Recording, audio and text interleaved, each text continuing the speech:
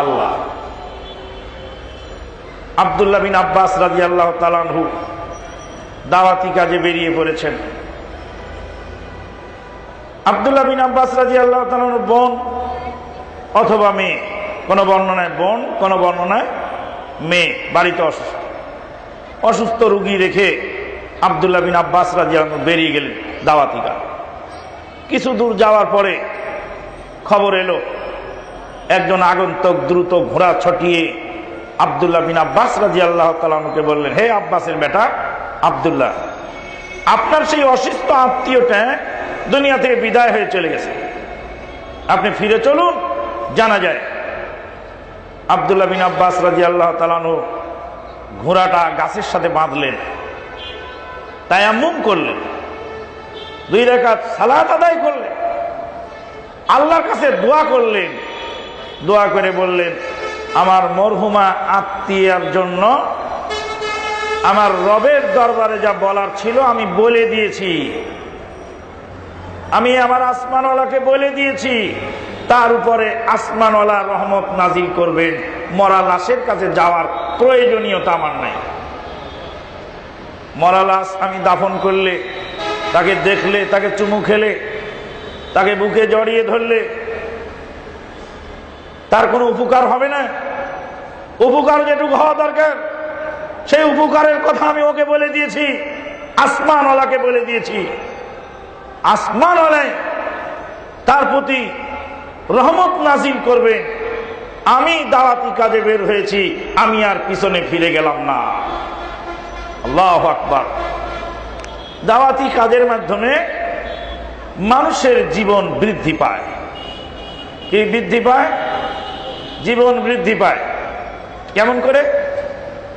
আপনি একা সালাত আদায় করলেন 50 বছর, আপনার সালাতের নেকি কত বছরের? 50 বছরের। এই 50 বছর সালাত আদায় করে দুনিয়া থেকে বিদায় হলেন। 50 বছরে প্রতি বছরে যদি একজন লোককেও যদি সালাতে অভ্যস্ত করাতে পারে, আর 50 জন বেনামাজি লোককে যদি আপনি নামাজি বানায় দুনিয়া থেকে বিদায় হতে পারে, তাহলে মরার পরে এই 50 জন ব্যক্তি 50 বছর যত সালাত আদায় করবে সম পরিমাণ নেকি আপনার নামে আমলে জমা হয়ে যাবে।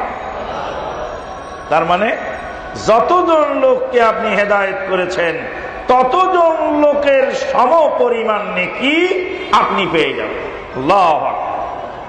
আমাদের এই যে ভাই ব্রাদার যারা এগুলি ভিডিও করে নিয়ে নিয়ে নেটে দিচ্ছে, খেয়ে না খেয়ে কত সময় কত কষ্ট, কত সময় পুলিশে বাধা দেয়, কত সময় জঙ্গি বলে, নিজের পকেটের টাকা খরচ করে এই বক্তব্যগুলি রেকর্ড করে রাত ভরে এডিট করে সেগুলি গোটা বিশ্বের যে জায়গায় বাংলা ভাষী আছে তাদের কাছে পৌঁছায় দিয়েছে।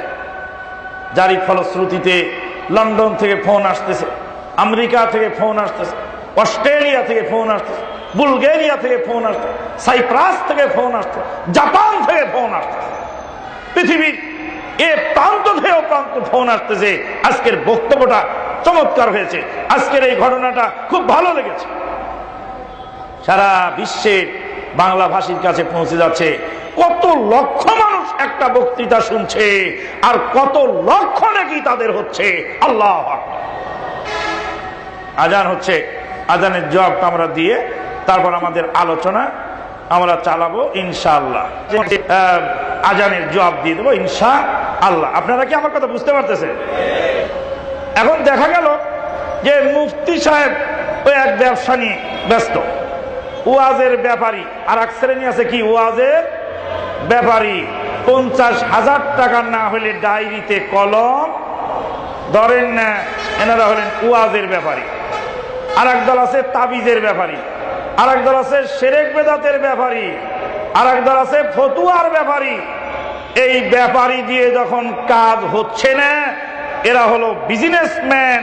তাই আল্লাহ পাক ডাক্তার দিয়ে, মাস্টার দিয়ে, মেডিকেল কলেজের ছাত্র দিয়ে টেক্সটাইল ইঞ্জিনিয়ারিং পড়ে সে ছাত্র দিয়ে, বিভিন্ন কলেজ ইউনিভার্সিটির ছাত্র দিয়ে আল্লাহ পাক দিন রাত তার দাওয়াতি কাজ চালায় নিচ্ছেন। বলেন আলহামদুলিল্লাহ। আল্লাহর দাওয়াতি কাজ আল্লাহ চালানোর জন্য সকল মুসলিমকে এই দায়িত্ব দিয়েছেন। নবী মুহাম্মদুর রাসূলুল্লাহ সাল্লাল্লাহু আলাইহি ওয়াসাল্লাম বলেন, মান দা ইলা হুদান, যে ব্যক্তি হেদায়েতের দিকে দাওয়াত দিল, কানা লাহু মিনাল আজরি লিমান তাবিআহু, তার এই দাওয়াত পেয়ে যতজন লোক এই দাওয়াত অনুসরণ করলো, অনুসরণ করে যত নেকি পাবে তাদের সবার সমপরিমাণ নেকি আল্লাহ পাক তাকে দান করবে। আলহামদুলিল্লাহ।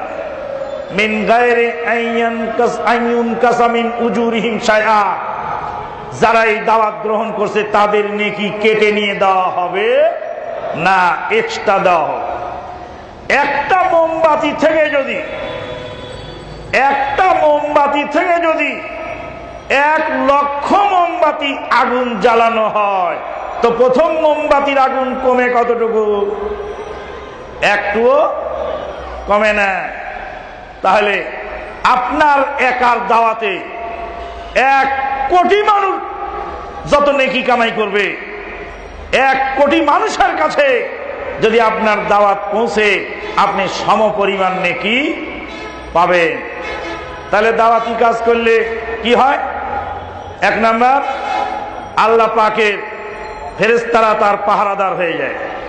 2 নাম্বার, আল্লাহর রহমত তাদেরকে ঢেকে ফেলে।